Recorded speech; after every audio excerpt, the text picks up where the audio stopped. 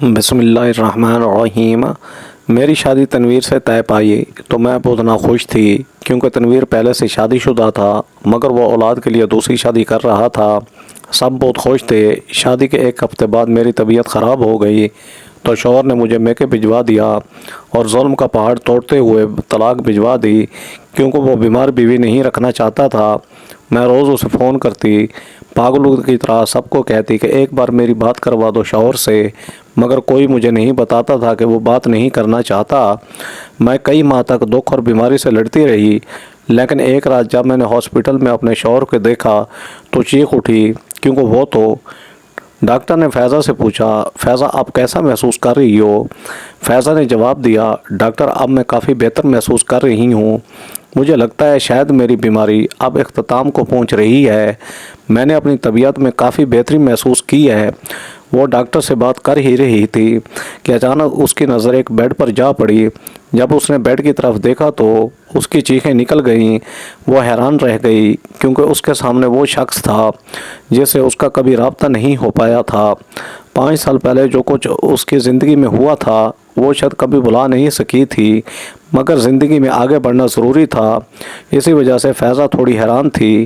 Doctor اس سے باتیں کرتی رہی، لیکن وہ نہ جانے کن خیالوں میں گم تھی۔ وہ خود بھی یہ بات سمجھ نہیں پا رہی تھی کہ وہ کیا سوچ رہی ہے، جیسے اس کا دماغ بالکل بند ہو چکا تھا۔ اس کے سامنے کیا تھا یہ وہ خود بھی سمجھ نہیں پا رہی تھی۔ ڈاکٹر نے اسے ہلایا اور کہا، فائزہ آپ کہاں گم ہو گئی ہیں؟ یہ آپ کا نسخہ ہے، آپ میڈیکل سٹور سے دوا لے لیجئے۔ عین ممکن ہے کہ اس دفعہ آپ کا ٹیسٹ کلیئر ہو جائے۔ فیضہ نے ڈاکٹر سے نسخہ پکڑا اور باہر پڑے بینچ پر اسی بیڈ کے سامنے جا کر بیٹھ گئی۔ وہ اپنے خیالات میں گم ہو گئی۔ اس کی نگاہیں دھندلی سی ہونے لگیں، جیسے وہ کسی گہری سوچ میں کھو گئی ہو۔ اچانک اس کے ذہن میں کسی کے ہنسنے کی آوازیں آنے لگیں اور وہ ان آوازوں میں کھونے لگی۔ فیضہ کو محسوس ہوا جیسے وہ آوازیں کہیں بہت قریب سے آ رہی ہیں۔ یہ آوازیں اس کے دل کے کسی گہرے کونے میں دبے ہوئے ماضی کی تھیں، جو اچانک زندہ ہو گئی تھیں۔ وہ منظر آنکھوں کے سامنے واضح ہونے لگا، جب وہ اور وہ شخص جسے وہ کبھی بھلا نہیں سکی تھی ایک ساتھ ہنستے تھے۔ وہی کہے وہی خوشی بھری باتیں، سب کچھ جیسے دوبارہ اس کے سامنے تھا۔ فیضہ کی آنکھوں میں آنسو آنے لگے۔ وہ جانتی تھی کہ یہ سب خواب کی طرح ہے، لیکن یہ خواب اتنا حقیقت کے قریب تھا کہ اس کی آنکھیں بند ہونے کو تیار نہ تھیں۔ وہ سوچ رہی تھی کہ آخر کیوں وہ شخص جس نے اسے چھوڑ دیا تھا آج پھر اس کے سامنے آ گیا؟ کیا تقدیر نے انہیں دوبارہ ملانے کا فیصلہ کر لیا ہے، یا یہ محض ایک اتفاق ہے؟ وہ اس خیال میں کھوئی ہوئی تھی کہ اچانک اس کے سامنے وہ شخص چلتا ہوا بینچ کے قریب آیا اور تھوڑی دیر خاموش کھڑا رہا۔ اس کے چہرے پر ہلکی سی مسکراہٹ تھی، جیسا وہ بھی کسی گہری سوچ میں ہو۔ فیضہ کی ہمت نہ ہو سکی کہ وہ اسے کوئی بات کرے۔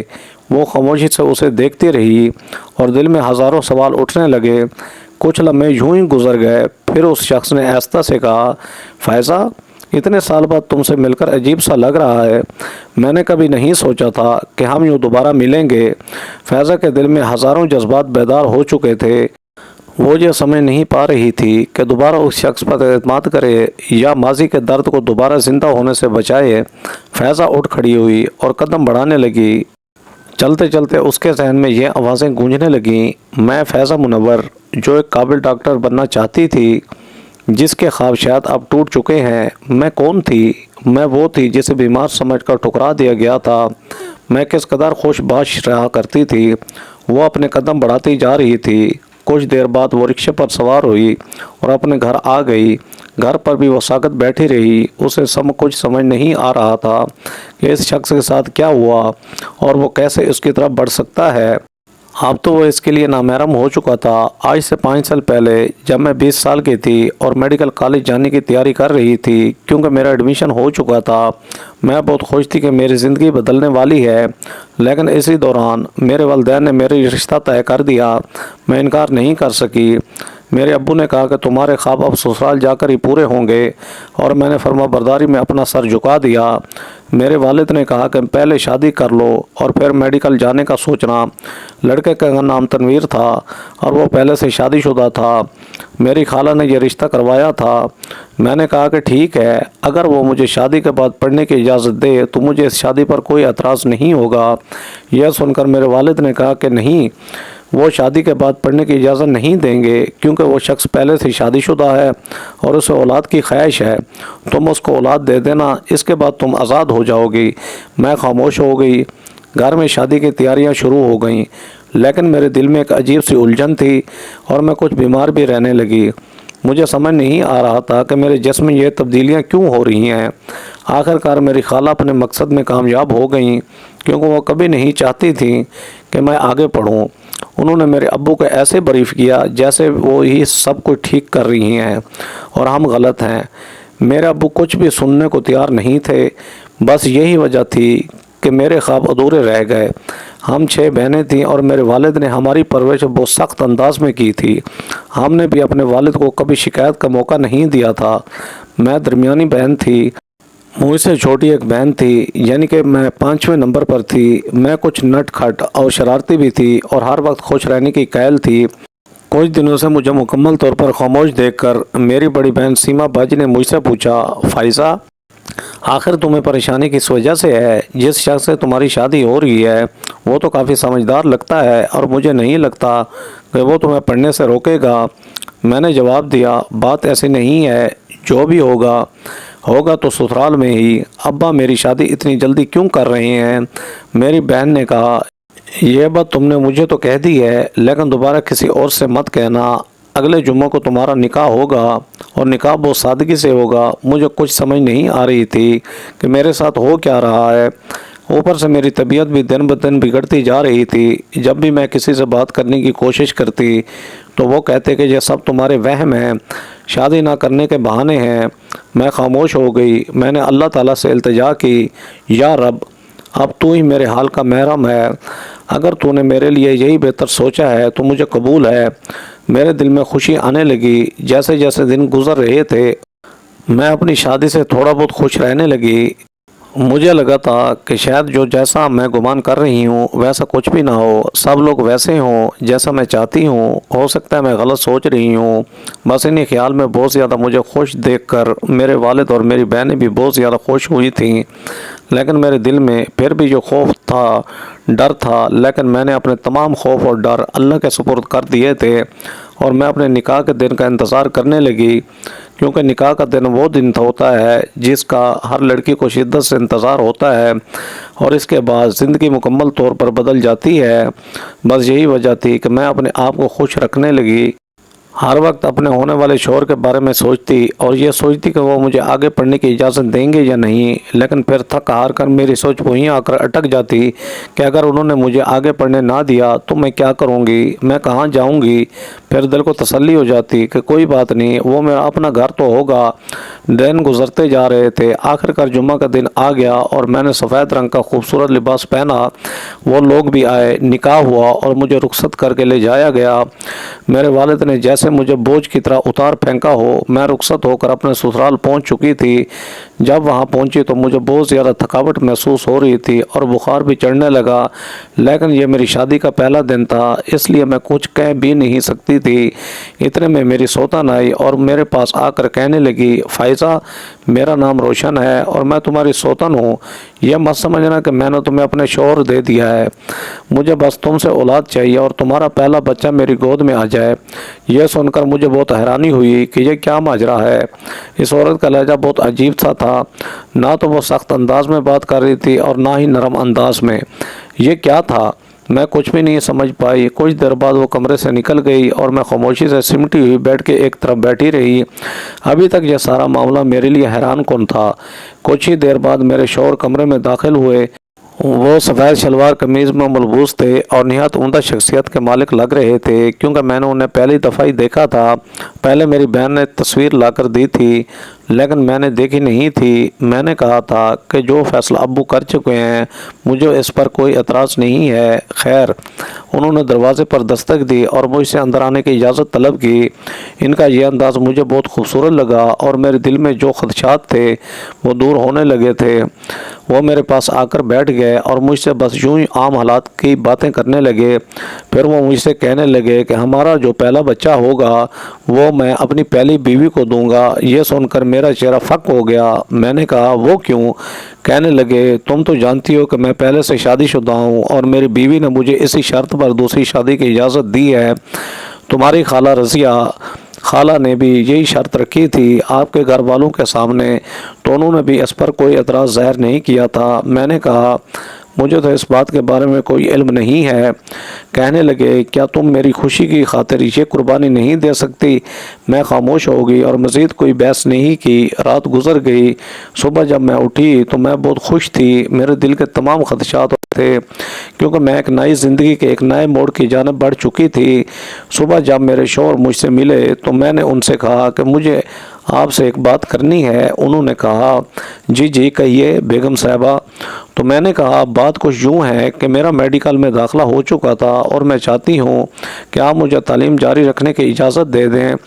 یہ سننا ہی تھا کہ میرا ہاتھ جو ان کے چہرے کی طرف بڑا ہوا تھا انہوں نے جھٹک دیا اور اٹھ کر بیٹھ گئے۔ نہایت غصے سے مجھے دیکھنے لگے اور کہنے لگے میں نے تمہاری اتنی قیمت اس لیے ادا نہیں کی کہ تمہیں آگے پڑھاؤں، بس تم مجھے پسند آئی تھی ایک نظر میں اور میں نے تم سے شادی کر لی۔ اس کا مطلب یہ نہیں ہے کہ میں تمہارے ناز نخرے اٹھاؤں۔ تم یہاں پر صرف میرے بچے پیدا کرنے آئی ہو، اس کے علاوہ تمہارا کوئی کام نہیں ہے۔ تم بچے پیدا کرو اور اس کے بعد جو چاہے کرو، لیکن مجھے پہلے بچہ چاہیے۔ وہ اٹھ کر کمرے سے باہر چلے گئے اور کمرے کا دروازہ اس قدر زور سے بند کیا کہ سارے گھر میں اس کی آواز گونجنے لگی۔ میری آنکھوں سے آنسو بہنے لگے کیونکہ میں نے جو توقع کی تھی بالکل اس کے برعکس تھا۔ شاید میرے خدشات سچ ہونے لگے تھے کہ میں نے اس رشتے سے کوئی اچھا گمان نہیں کیا تھا۔ میں مسلسل روتی رہی لیکن مجھے دلاسا دینے کے لیے کوئی نہ آیا۔ کچھ دیر بعد کمرے کا دروازہ کھلا اور میں بیڈ کے ساتھ ٹیک لگائے رو رہی تھی۔ میری سوتن اندر داخل ہوئی اور مجھ سے کہنے لگی میں نے رات کو سمجھایا تھا نا کہ تم یہاں صرف اولاد کے لیے لائی گئی ہو، اس کے علاوہ تمہارا اس گھر میں کوئی حق یا حیثیت نہیں ہے۔ ان کا لہجہ نہایت تکبر آمیز تھا جیسے میں ان کی کوئی غلام ہوں۔ انہوں نے بھی زور سے دروازہ بند کیا اور باہر چلی گئیں۔ مجھے چکر آنے لگے اور میں بے ہوش ہو گئی۔ کوئی بھی میری خبر لینے کے لیے نہ آیا۔ اس گھر میں اس قدر بے حس لوگ بستے تھے۔ جب میں ہوش میں آئی تو خود کو فرش پر پایا۔ میرے سر میں شدید درد ہو رہا تھا اور جسم بالکل بے جان محسوس ہو رہا تھا۔ میں نے بامشکل اپنے آپ کو اٹھایا اور بیڈ پر جا کر بیٹھ گئی۔ دل میں ایک عجیب سا خالی پن اور مایوسی کا احساس تھا۔ میری آنکھیں مسلسل نم تھیں اور ایک ایک پل مجھے اپنی بے بسی کا احساس دلاتا جا رہا تھا۔ کچھ دن اسی کیفیت میں گزر گئے۔ میرے شوہر سے کوئی بات نہ ہوئی اور وہ اکثر باہر ہی رہتے۔ جب بھی گھر آتے مجھے نظر انداز کر کے اپنی پہلی بیوی کے کمرے میں چلے جاتے۔ ان کے رویے نے میرے دل کو مزید توڑ کر رکھ دیا۔ میری سوتن جو اپنے غرور اور تکبر میں مگن رہتی تھی ہر دن کوئی نہ کوئی تلخ بات سناتی کہ میں اس گھر میں کوئی حیثیت نہیں رکھتی اور میری موجودگی صرف ان کی ضرورت کی بنا پر ہے۔ ایک رات میں نے اللہ تعالیٰ کے حضور اپنے دل کی ساری باتیں رکھیں اور بہت دعا کی کہ مجھے اس پریشانی سے نجات دے۔ اگلی صبح کچھ ہمت جٹا کر میں نے اپنے شوہر سے بات کرنے کا فیصلہ کیا۔ جب میں ان کے کمرے میں پہنچی تو دیکھا وہ اکیلے بیٹھے ہیں۔ میں نے موقع غنیمت جانا اور ان سے بات کرنے لگی۔ میں نے کہا کیا مجھے یہاں کچھ سکون اور عزت مل سکتی ہے؟ میں بھی انسان ہوں، میرے بھی کچھ جذبات ہیں۔ اگر میں نے آپ کے گھر میں قدم رکھا ہے تو میری بھی کچھ خواہشات ہیں۔ کیا آپ کو میری خوشی اور تعلیم کی کوئی پرواہ نہیں؟ وہ میری باتوں کو سن کر غصے میں آ گئے اور کہنے لگے تمہیں جو کہا گیا ہے وہی کرو۔ میں تمہیں اس لیے نہیں لایا کہ تم مجھ سے اپنے حقوق کی بات کرو۔ پھر ایک سرد نگاہ مجھ پر ڈال کر کہنے لگے اگر تم یہاں رہنا چاہتی ہو تو ان شرطوں پر رہو ورنہ دروازہ کھلا ہے۔ میں اپنے شوہر کو اپنی طبیعت کے بارے میں بتانا چاہتی تھی۔ میرا بار بار بے ہوش ہونا، ہر وقت سر میں درد رہنا اور بھوک کا نہ لگنا، یہ ساری علامات کسی عام بیماری کی نہیں تھیں۔ میں ان کو سب کچھ بتا دینا چاہتی تھی لیکن ان کا لہجہ اور رویہ اتنا عجیب تھا کہ میں ڈر کے مارے کچھ کہہ بھی نہیں سکتی تھی۔ میں اپنے بہنوں کے پاس جانا چاہتی تھی، لیکن مجھے اس بات کی بھی اجازت نہیں تھی کہ میں کہیں جا سکوں۔ میرے شوہر میرے پاس بس اسی وقت آتے تھے جب انہیں اپنے حقوق وصول کرنا ہوتے، اور اس کے علاوہ نہ وہ مجھ سے کچھ بات کرتے تھے نہ کچھ سنتے تھے۔ میری زندگی قید کی مانند بن چکی تھی اور میں جیسے تیسے اپنی زندگی گزار رہی تھی۔ پھر ایک دن میرے شوہر کمرے میں داخل ہوئے تو میں زمین پر بے ہوش پڑی تھی۔ وہ مجھے اٹھا کر ہسپتال لے گئے۔ جب ہسپتال پہنچی تو مجھے پتہ چلا کہ میں ہیپاٹائٹس سی کی مریضہ ہوں اور یہ آخری سٹیج پر ہے۔ میرے شوہر نے مجھے ہسپتال سے سیدھا میرے ابو کے گھر چھوڑ دیا اور میں حیران ہوئی کیونکہ انہوں نے مجھے کچھ نہیں بتایا۔ جب میں نے اپنی رپورٹس دیکھی تو یہ دیکھ کر میں بہت پریشان ہو گئی، کیونکہ یہ کوئی عام بات نہیں تھی۔ جس سے بھی کرتی وہ یہ کہہ دیتے کہ شاید پڑھائی کی ٹینشن ہے یا کوئی اور بہانہ بنا دیتے، لیکن یہ کوئی بہانہ نہیں تھا۔ بیمار ہوتی جا رہی تھی۔ خیر آخر کار میں اپنی بہنوں کے ساتھ رہنے لگی، کیونکہ میری طبیعت دن بدن بگڑتی جا رہی تھی اور سسرال والوں نے بالکل منہ ہی موڑ لیا تھا۔